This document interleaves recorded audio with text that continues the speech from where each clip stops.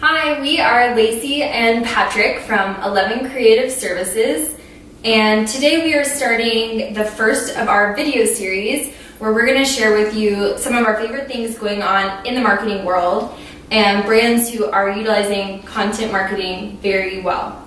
Today is International Women's Day, and to celebrate that, or to recognize that, State Street Global Advisors did a big PR stunt where they had a statue of a young girl placed in front of the big bull on Wall Street. It's instantly meaningful, and everybody understands exactly where they're going with it. So yeah, a lot of PR. It definitely makes a statement, and it's incredibly timely given the climate in our nation, just following the Women's March.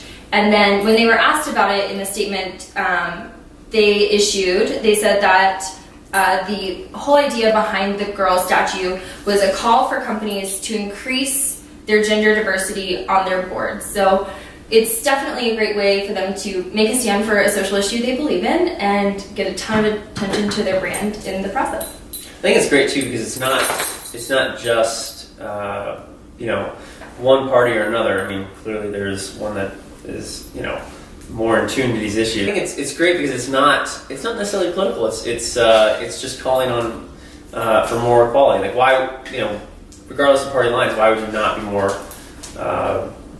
Why would you not be for that? I think it's an easy thing for everyone to get behind, and for the brands to celebrate. So there's no risk there either. Mm-hmm. Calling for equality is not a risky thing.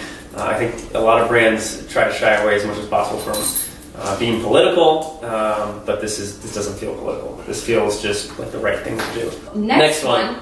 This is actually a company that we were just talking about yesterday. It's a company I've followed for quite a few years. They've been doing a lot of great social campaigns, but it's super obvious naming. Big Ass Fans. That's literally their name. Big Ass. And they do big fans, ironically, for whether it's warehouses, factories, CrossFit gyms, big terraces, say at Kentucky Derby or something like that. How do you sexy up a brand like this that is so over the top, but it sells something somewhat boring, really, and it's fans? But one of the funniest things that gets so much engagement, and people really love it, is they publish all of their hate mail. So people send in, your name is very offensive, and the whole thing. And they just publish it verbatim. Here's a screenshot of our hate mail. And they're big enough, they do enough business that they get, a fair amount of this. And it's something they do twice a week basically. And people love it. People think it's hilarious. And it really personalizes who they are, what they're doing. How much can you possibly talk about electric motors and the blade design and all this sort of thing? The creators of the fan are personable and fun, and the whole brand is fun.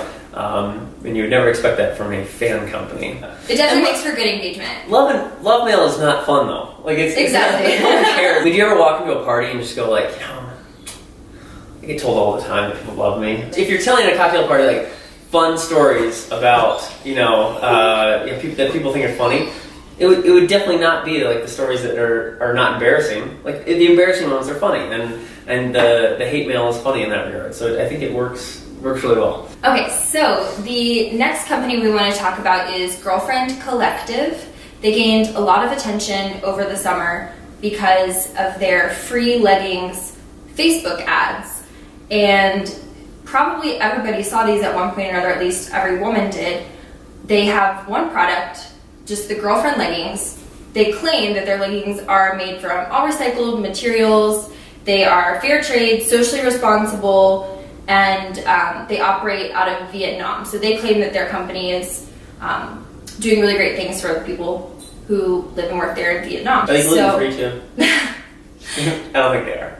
So besides a really well done social media marketing campaign and really using that lifestyle marketing, content marketing, aspirational marketing to their advantage, they also utilized a really smart Facebook ad campaign leading up to their launch. So from July 2016 up until right at the beginning of February 2017, they had this promotion running where all you had to pay for was the cost of shipping. This works for many reasons. One, because they clearly had a huge budget behind their Facebook ads. You would see them maybe 10, 20 times, maybe every time you log on to Facebook, you see one.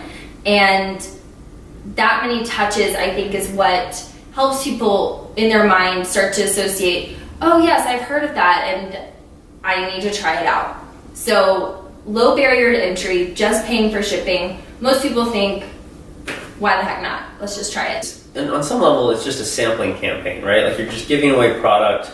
It's no different than 5 Hour Energy or Red Bull, like sampling at an event of some sort. But this is a little bit different in the sense that it's leggings at a much higher price point. Can you really just get this for free? You do run the risk, I think, pretty significantly of being associated with what's the true cost or true value of a product that is given away for free or for the cost of shipping. So the messaging there was important, but it doesn't come without risk.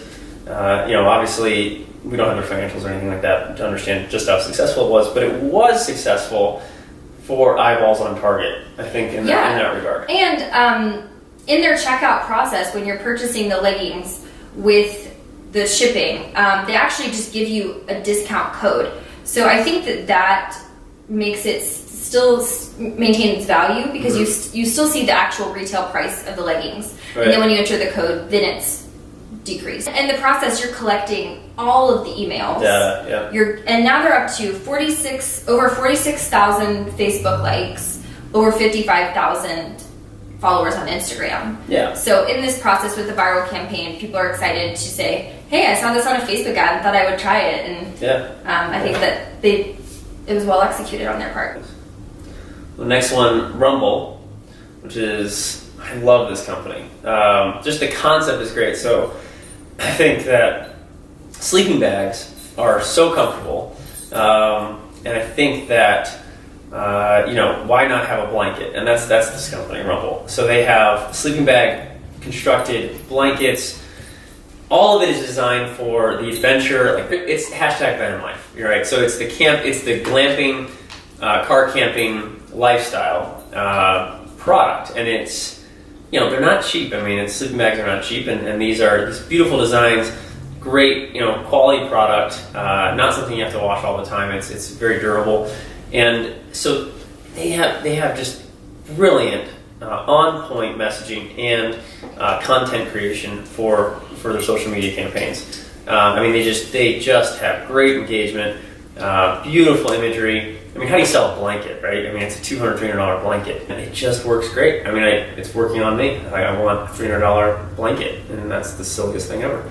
They come through your feed as if a friend of yours posted them. So it's very simple copy, very few calls to action. They're not often directing you to the website, directing you to purchase. They're more so just telling a story through their images.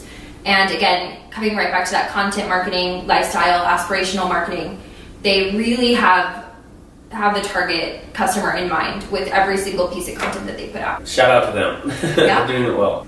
The last thing that we're loving in marketing right now that we want to share with you guys is the new Instagram slideshow feature. So this update occurred a few weeks ago, and now when you upload a picture to Instagram, you have the option to add up to 10 photos in one single post. So users can just swipe through and see your whole story. So there's so many ways that brands can start to utilize this tool. NBA recently used it to tell a whole story about the weekend NBA games and the things that the players were up to. So this way you don't have to pick just one perfect picture to embody the whole spirit of your event or something that your company is working on. You can actually tell the entire story through a series of pictures or videos. So you can even have 10 up to 60-second videos, which is big because Instagram currently has the 60-second limit. So this enables you to tell a much longer story through a series of photos, videos. You can mix and match. It lowers the barrier to entry in the sense that there's a lot of pressure to have a perfect picture for one, just event or something like that really captures the moment. And then you don't want to also have, especially for this one condensed timeline, you don't want to have, your messaging dominated for the next week of things that happen in a 4-hour period. So it's nice to have, okay, these are several things that happen, but it's under one post, and it's a much better way to present that messaging. And it allows you to maintain a cohesive feed so that when you're looking at, and someone's looking at your Instagram account as a whole, they're not seeing anything disrupted. You can still maintain the flow of it without cluttering it up with a bunch of pictures of similar things. If you have events for your company and you want to share maybe more user-generated photos without posting 20 pictures in a row, it's a really great way to repost your attendees' content in a way that people are excited to see. I mean, some of the production quality of those attendee-sourced photos, the crowd-sourced stuff, I mean, it doesn't have to be as perfect as the rest of your feed. You can put the perfect picture first, Yep. and then the rest to follow.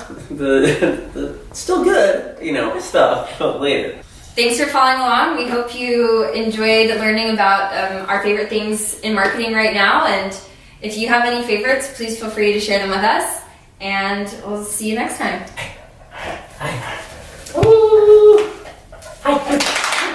Hi. Yes.